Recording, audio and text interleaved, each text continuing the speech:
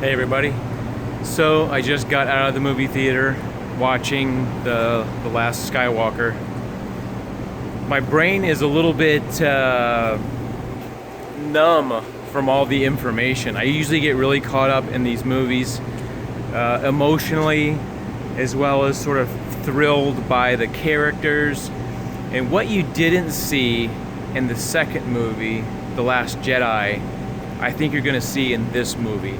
This is going to be a short review because this is a non-spoiler review, but I just want to give you a feel from a standpoint of being satisfied with the answers. So my history with Star Wars goes back to 1977 when I saw the movie as a 9-year-old.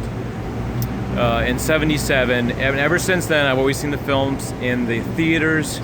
The way that it's meant to be seen is in the theaters. And so I would say the way the Return of the Jedi ended,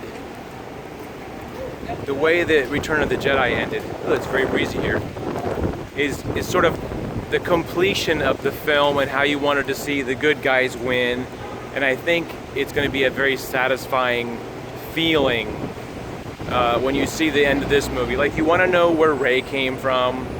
You want to know who was behind Snoke, who is Snoke. You want to see all that kind of information.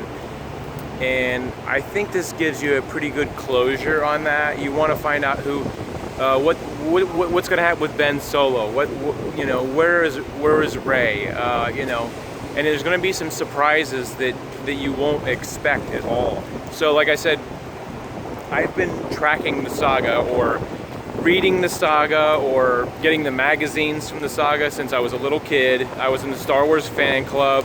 If any of you guys were in the original fan club from Star Wars Empire Strikes Back time,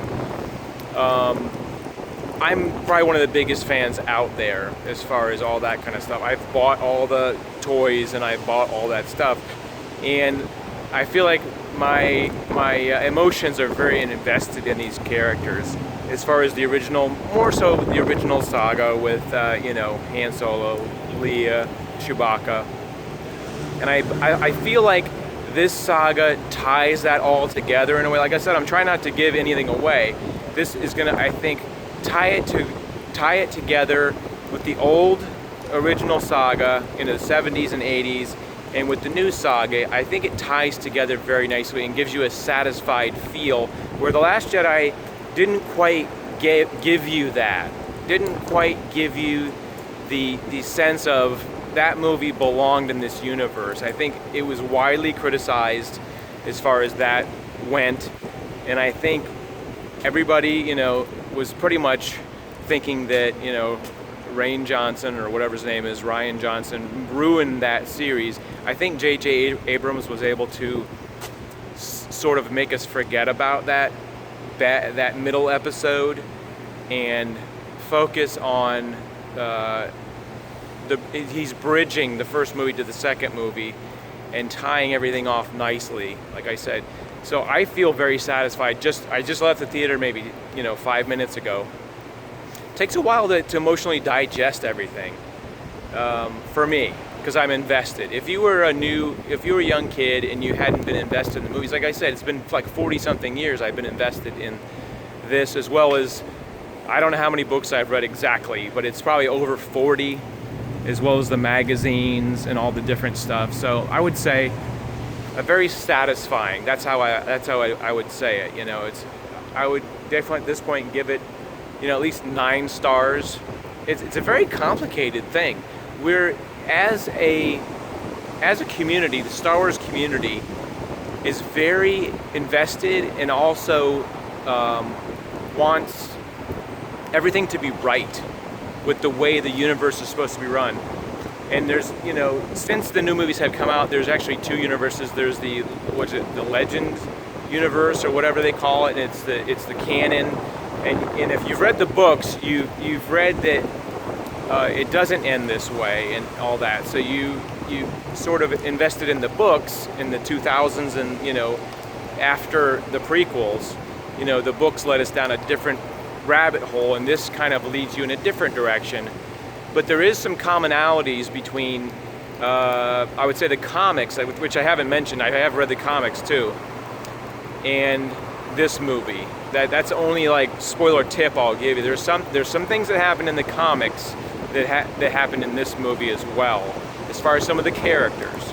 Anyway, I don't think I need to give you much more than this as far as it's a must-see, so I'll give it 9 stars. The only thing I think maybe would have, the only question that's still burning in the back of my mind is, where was Luke Skywalker's lightsaber from Empire Strikes Back till now? That's the question. Hopefully the books, they will put out books and the books will tell us, because I think if you're a crazy Star Wars person like me and you have it in the back of your mind, you want to know where that lightsaber has been for 20 something years. After Luke got his hand cut off, it fell in Bespin. Who picked it up?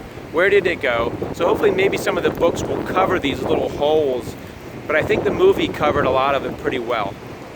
Does my hair look good? Because this wind is just blowing my hair back like just perfectly. Anyway, I hope you guys go out and see it. I hope you enjoy it. I'm gonna go see it at least once or twice more before it comes out on video, and enjoy it again. Now that I sort of have all the tension released from seeing it and I know what happens, I can go back and watch it a little bit and maybe enjoy some of the more Easter eggs and things like that. So it's a definite must-see. It was worth going out and seeing soon. If you're disappointed in this movie, you're an idiot, okay? Because, you know, if you're gonna pick on technical stuff, that's just dumb. I think we want to be satisfied in our hearts, really, with the characters and how the movie resolves itself.